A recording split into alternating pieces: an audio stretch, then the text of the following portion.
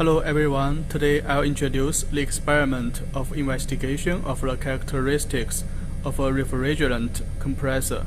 The aims of the experiment are quite clear in the lab sheet, which include three objectives.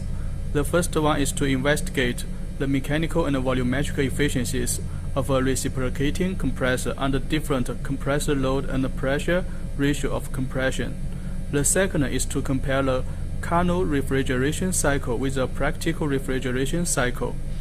And the last objective is to find the index of polytropic compression. Before you learn how to operate the experiment, please carefully read the lab sheet. Okay, first of all, please look at the flow chart of the experiment. As you can see, the experiment is mainly composed of four parts: compressor, condenser, expansion valve, and evaporator. The refrigerant is compressed by the compressor to be equipped with high pressure, and then conduct heat transfer by the water cooling in the condenser to dissipate heat so as to reduce its temperature. After that, the refrigerant goes through the flow meter and enters into the expansion valve to reduce its temperature. Finally, it enters into the evaporator to fulfill the cooling purpose by absorbing the heat of the heating elements. Afterwards, it goes into the inlet of the compressor for the next round of cooling. The physical map is shown here. This is the corresponding compressor, condenser, flow meter, expansion valve, evaporator. I want to stress that the refrigerant used in this experiment is R1348 instead of R12 stated in the lab sheet. So when you look up the specific volume in pressure enthalpy figure, please pay attention to using the right figure. Okay, now let's turn to the concrete procedures. You can use your lab sheet for reference. First, familiarize yourself with the setup of the experiment. This has been elaborated before. Second, ensure that the cooling water supply to the condenser is turned on and the electricity supply is properly connected. Sure, the cooling water has been turned on and the electricity supply has been connected. Like this.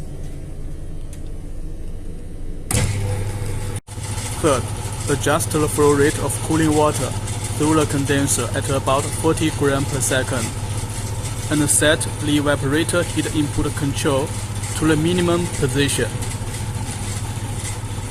Ensure also the diverter valve is set such that liquid refrigerant is diverted to go through the heat exchanger. These are all set to achieve steady state after a few minutes. After that, increase the heat load to the evaporator in steps of about 200 watts. The wattmeter and ammeter readings give the evaporator heat input rate. We need to monitor these two values, and by multiplication to achieve the heating power around 200 watts, we need to write down the real values that we observe. Then adjust the flow rate of cooling water so that the compressor discharge pressure P2 is maintained within a range of 900 kPa. We need to pay attention to that the measured pressure is gauge pressure, but we need to obtain absolute pressure. The difference of both are 100 kPa, so just maintain the observed gauge pressure to 800 kPa. Allow the unit to achieve steady operation after each step of load increment before taking your readings. Shaft power output of the motor is to be measured by using the spring balance. Rotational speed of the compressor shall be measured by using a tachometer.